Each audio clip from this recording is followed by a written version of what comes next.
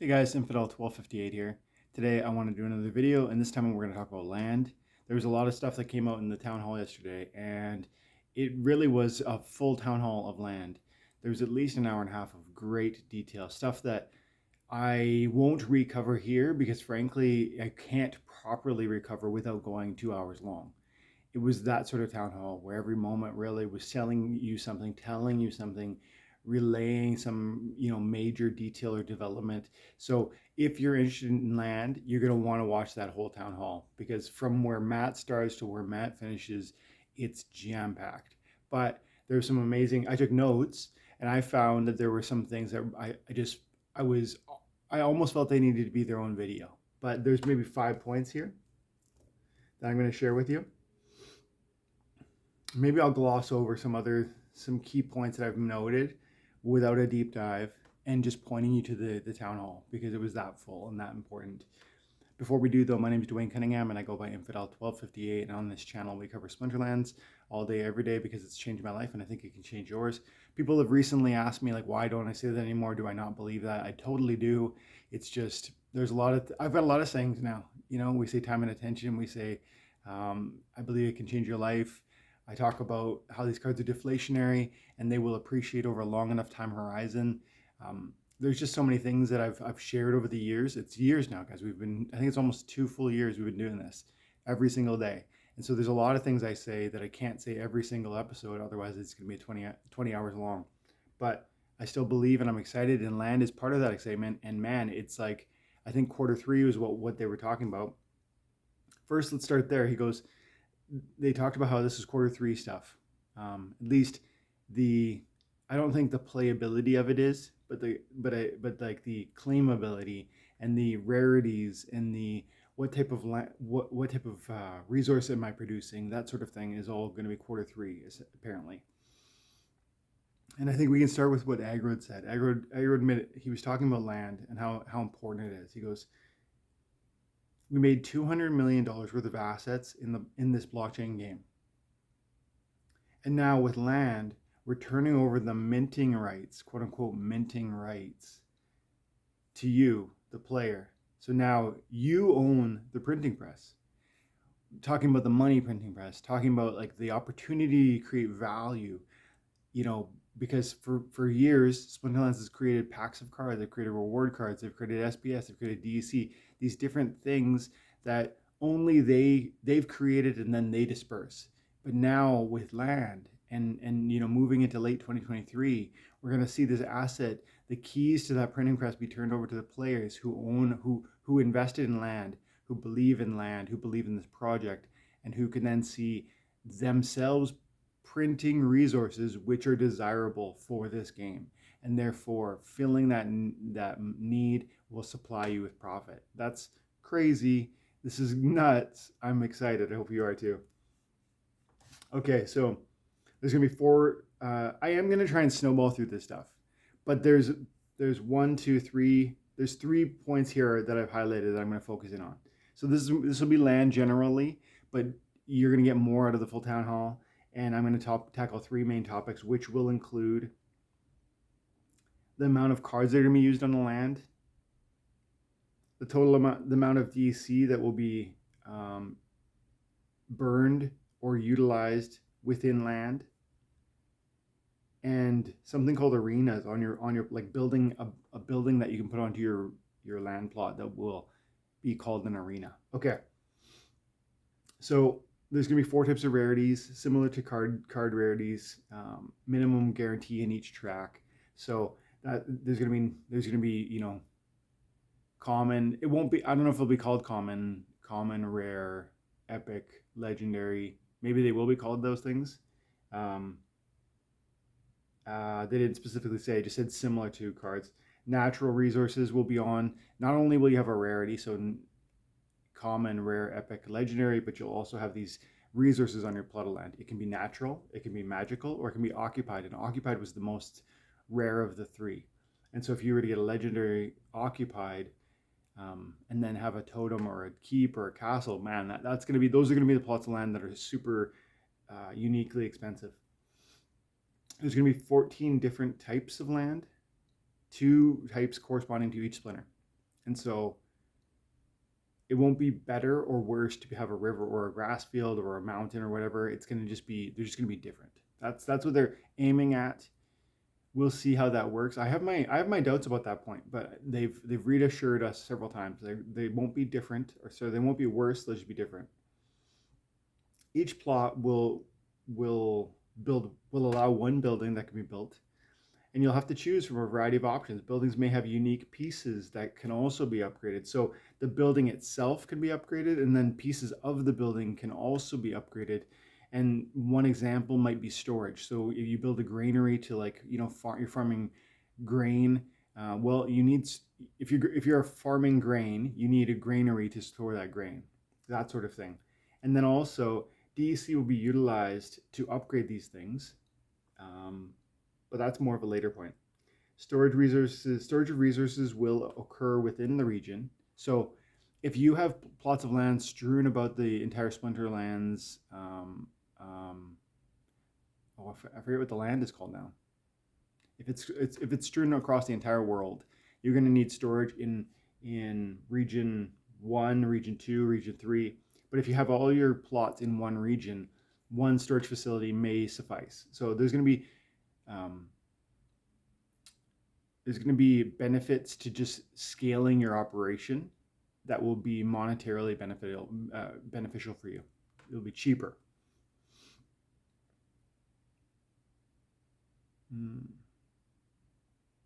Oh yeah, this was important. So each of your buildings that can be built, including storage, will be limited to, in the same way your guild buildings are limited to the hall of your guild, your guild buildings, or sorry, your land buildings will be limited to the castle or keep level of your specific region. And so that's going to mean that you need to see those things get developed too. Thing is, you might not own that keep or that castle. So how do we control that stuff? Well, actually, they've thought that through. If our keep or castle owner are AFK, then we can actually pour resources in to see those things upgraded. We'll have to talk more about AFK plot owners later on here. 30 to 40 different regions will be earned through land management.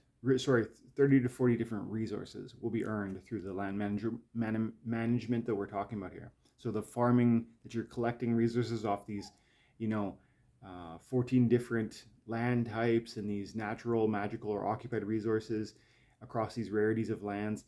There'll be 30 to 40 different resources that will come out of that production. And you're not gonna be able to efficiently produce all of them. Just period. You're not gonna. And so one target, one aim, one intention might be to actually focus on mass production of, like we talked about scale before with the storage. If you focus on scale with production, you're probably going to have some efficiencies within the costs of your setup. Because think, if you've got a granary, if you got like a grain farm here, and you've got like let's say a silver mine there, and you've got there's probably different workers and there's different resources required to support those and different buildings. But if you have them all in one region and they're all doing one resource, presumably they can share the same storage. Maybe the buildings have some sort of co-benefit because they're the same. Maybe there just becomes it becomes easier to operate and easier to afford. So food for thought. Land will be farmed with monsters, and monsters that are maxed out will receive bonuses. This was one way to think about it, and I thought this was quite clear. He goes, if you put one BCX common on the land to farm that land, it's going to produce like X amount.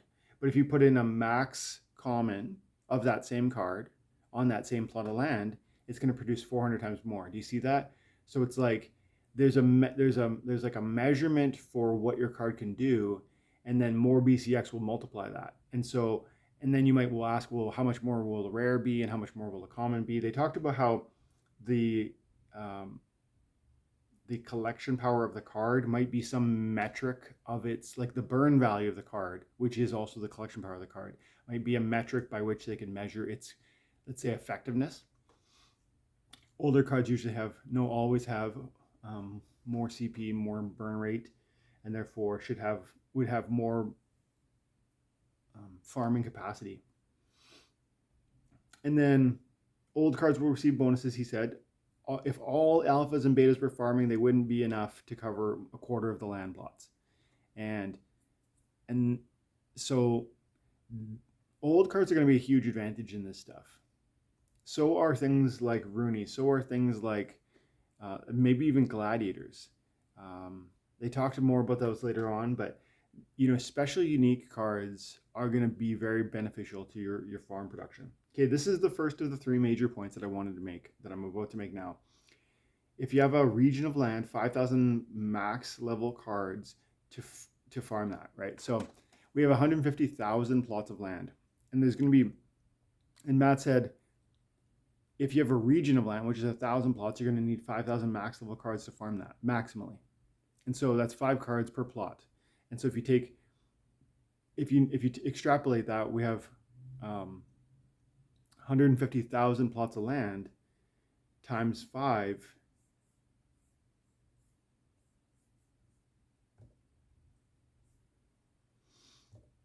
I think it's 750, but I want to do it right.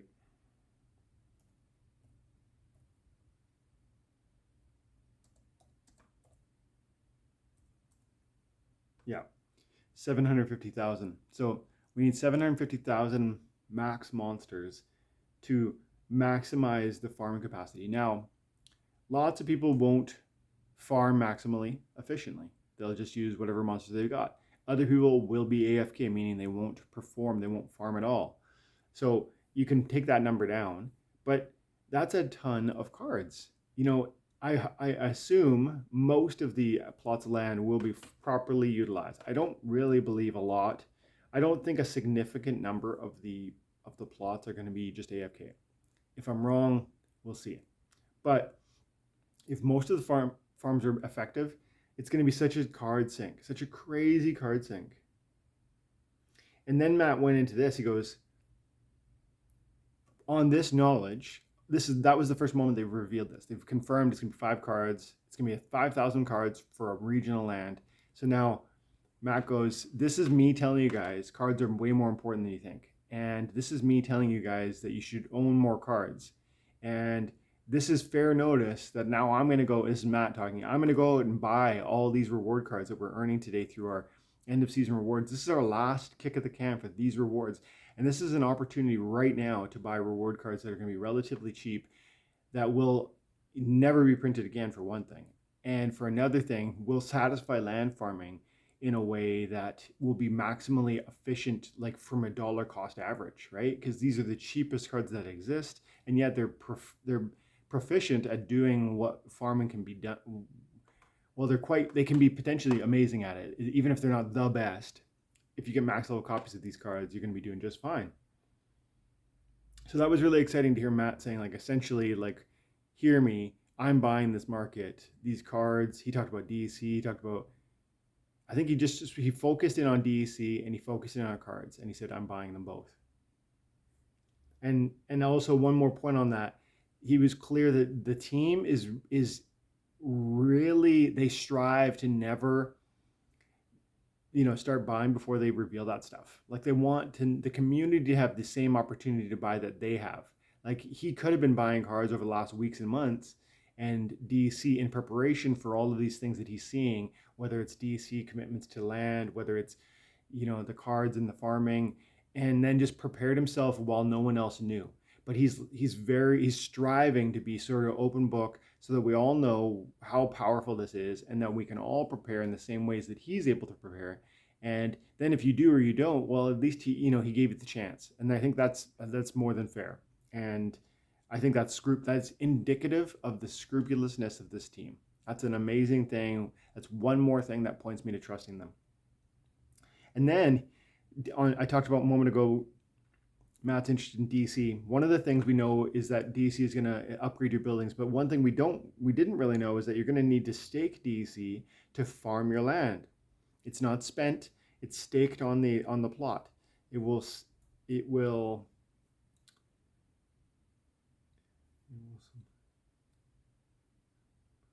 Oh yes, and they weren't sure exactly how much per plot of land, but it's going to be substantive. And so on this, Matt was like, I'm acquiring DC. I need to have enough. There's not going to be nearly enough. And it's going to be something like the burn value of the card. And so if you're choosing to use commons, the burn value of the card is going to be lower, and therefore the DEC staking on that plot of land will be potentially, like, it will be lower for you than if you were to choose legendary alpha gold foils. But legendary alpha gold foils are going to produce more resources. But again, you'll need more DEC. So it's to maximize the efficiency of your production, you're going to need the best cards at the highest levels with a substantial amount of DEC staked on that plot of land. Staked, not spent, not deleted, staked. And that is indicative of a ton of demand for cards that hasn't yet fully recognized, and a ton of demand for DEC that isn't fully recognized. Because as the keys to the printing press here for land get put in our hands, and we start to really see what profitability can be made out of this stuff, you're going to say, wow, I want to make sure I'm maximizing my production. And then you're going to be reaching for these cards, which are now more expensive because everybody's reaching for them. You're going to be reaching for DEC because you need it to stake it, but everybody's doing that. So then you're burning what? SPS to get DEC? This is how, like, it really can dramatically impact what we're seeing, how we're engaging with this game. It's an amazing, exciting time. That was the first, that element of cards and DEC and how Matt is now a buyer was the first major point I wanted to make, but there are other little ones here, like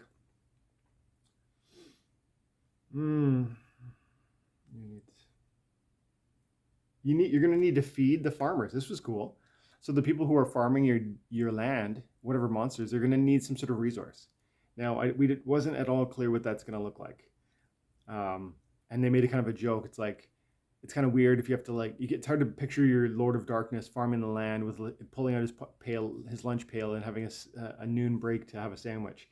But something to support them, to build out the lore of the idea that they're there hardworking, doing something. Well, they should be receiving some sort of resource. Presumably it'll be like a burn mechanic. Maybe you'll have to trade for a food resource, and maybe you'll use that. I don't know. It wasn't made clear, but you're going to have to feed the farmers.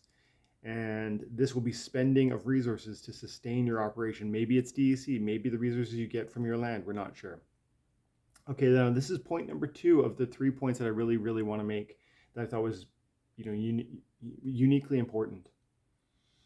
The amount of DEC that will be required to max farm production will far, far exceed the amount of existing DEC.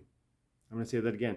The amount of DEC that will be required to max farm production, to maximize how much you can produce, will far exceed the existing DEC. So there just isn't enough DEC, period, to maximize the farming productivity. And so you have to then ask, one, are people going to want to maximize farming productivity? Because you might argue no one's going to really care. The owners are not going to do it. They're just they bought the plots of land to speculate. I think all of that's wrong, but you might think that.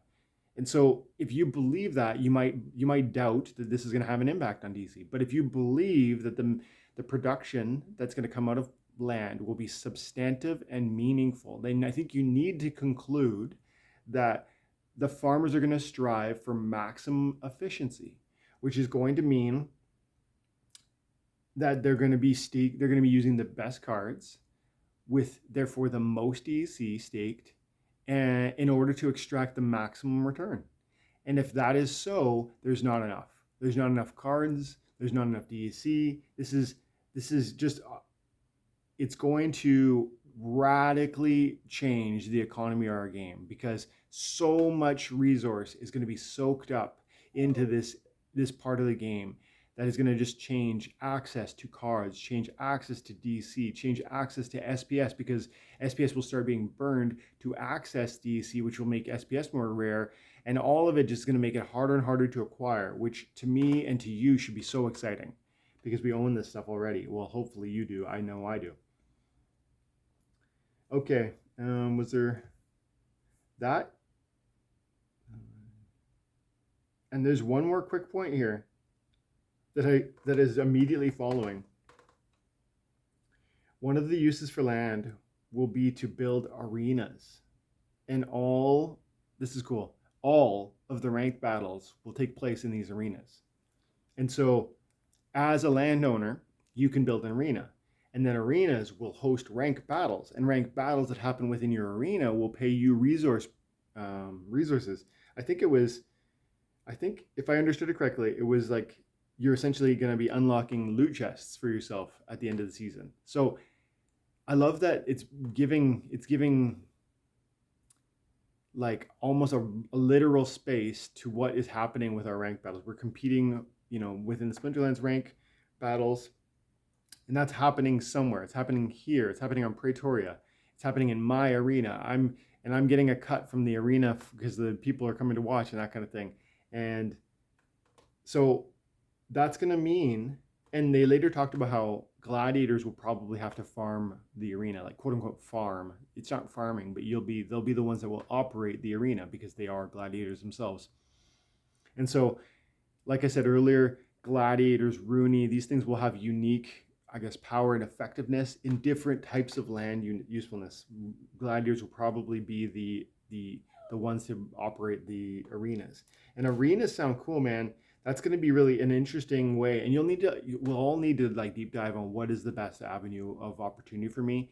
Is it going to be, traditional farming? Is it going to be buying max level whatevers to, to satisfy the highest level requirement? Is it going to be reselling the plot of land after utility is recognized and maybe the prices have risen? This is going to be a fun and exciting 6 to 9 months where we're exploring this thing more fully and seeing it come alive.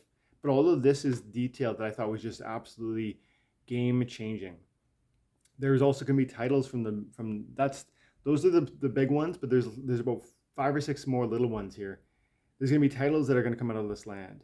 You're going to be able to upgrade your title from Lord all the way to Emperor, and they're going to be region specific. And so it's going to depend on how many contributions you make to the land in order to, because there's going to be this mini game within the big land game where we're contributing to exploring some sort of unknown thing about Pretoria, and it truly is unknown. The developers haven't told us what the goal is, what the reward is. They've just said there's this cool thing, and if you commit money to it, you're going to be contributing to unlocking it. When it's unlocked, the first region that unlocks it will take a benefit of some nature. The second region will get it. The third, everyone will get it, but it's going to some people are going to get it faster because of massive contributions. And the biggest contributors will be given titles from Lord all the way up to Emperor. And so the way that was teased made it seem like it's going to be a major reward. I don't know if it's going to be, I don't know what it's going to be. I have no idea, but it's exciting to think.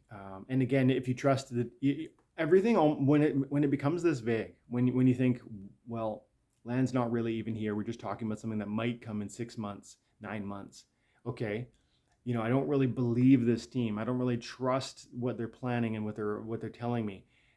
Okay, then you don't trust the vision. You don't believe in what the team has done and where they're aiming.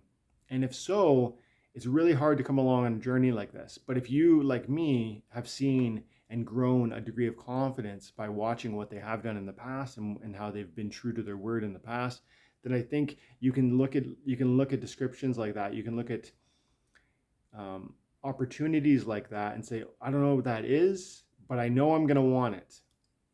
Rooney was another example. They talked about how Rooney, you're probably going to want more than one of them. They talked about how Rooney is going to have a special multiplier on your land type.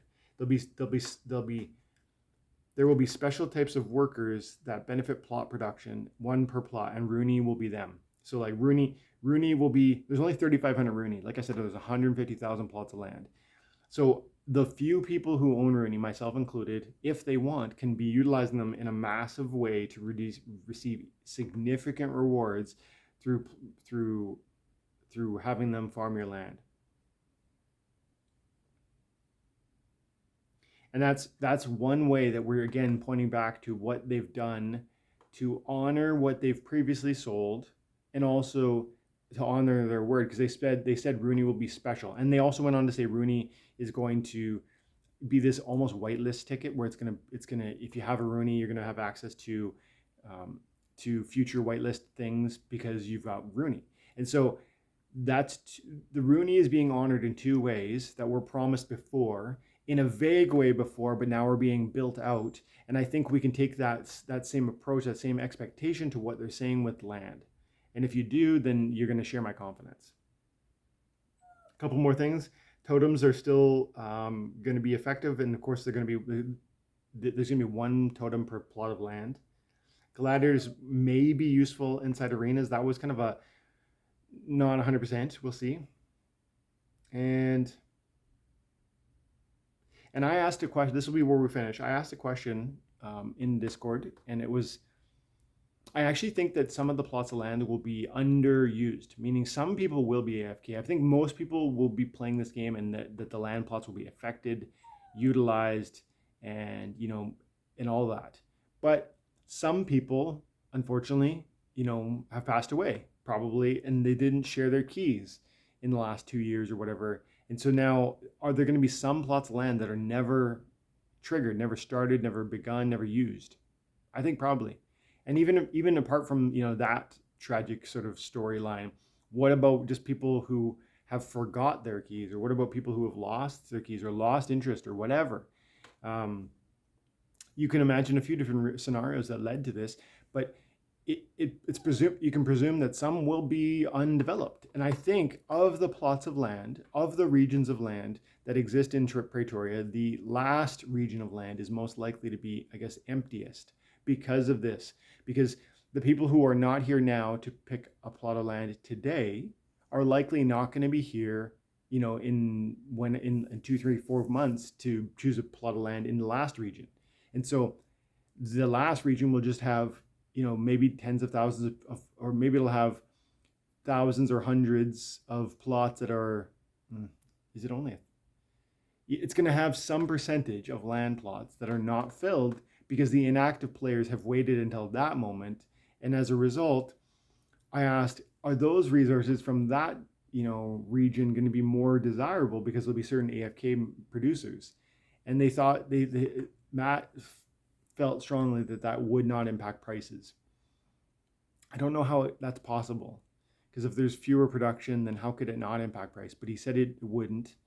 And then he said that there's going to be go rounds, like we'll be able to update the Castles and Keeps if the owner is actually AFK.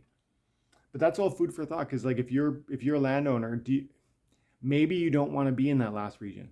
But simultaneously, here's one last point. Maybe you do want to be in the last region, because then if you're one of a lesser number of contributors within your region of land to that big project I mentioned earlier, then that would theoretically mean that you could be the emperor for less cost. Do you see what I mean? Because we're all contributing DEC to this project, to this unknown game, and the biggest contributors from your region will receive the best titles. And so if you are the biggest contributor, the biggest fish in a small pond, well, then you get the coolest titles. I don't know if that's going to be really meaningful. Maybe it will be.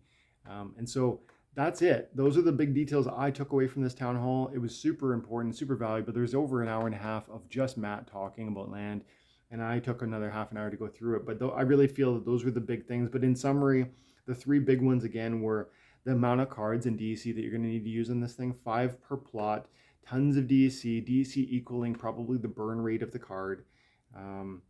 There will be DEC staked on the plot of land in order to even affect the production of that plot of land. And there's actually going to be these cool arenas. So the buildings will actually be used in what we currently understand to be Splinterlands. Like, it's going to build out the experience. You can actually literally explore it. You have to like go to that arena, Dwayne's arena, and fight the fight or the tournament or whatever. It's cool stuff, and I look forward to where that's going to lead in months and probably years to come. But I'm going to leave it there. Thanks so much for your time and attention. Have an amazing day. God bless.